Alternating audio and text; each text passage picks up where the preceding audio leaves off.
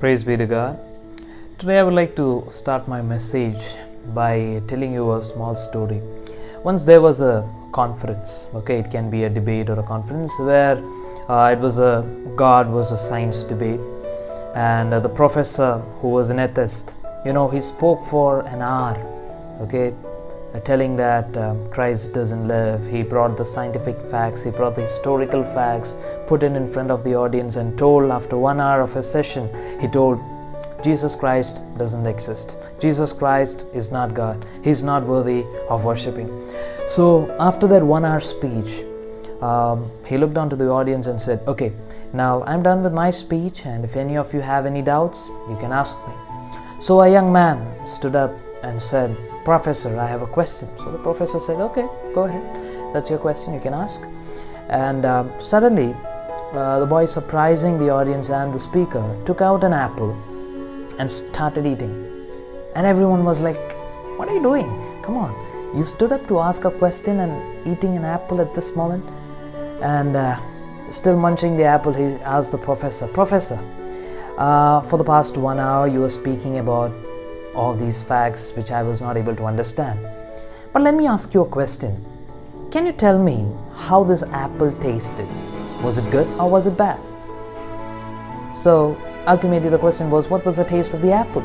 And that was to the professor, and professor scratched his head and said, are you alright? You ate the apple and you are asking me how the taste was. Come on, ask me some sensible questions.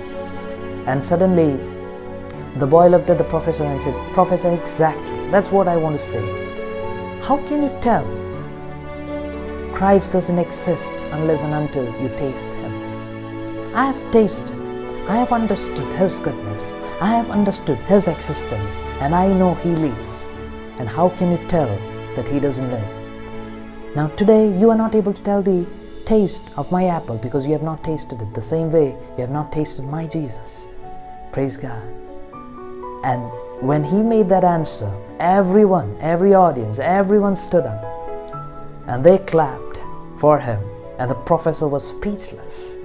Ladies and gentlemen, it took 1 hour for the professor to prove that God doesn't live, but it just took 10 seconds for this young man to say, yes, my God lives. And when we turn our attention to Psalms 53 verse 1, it says, the fool has said in his heart, there is no God. They are all corrupt. This is what 53 verse 1 says. The fool says in his heart.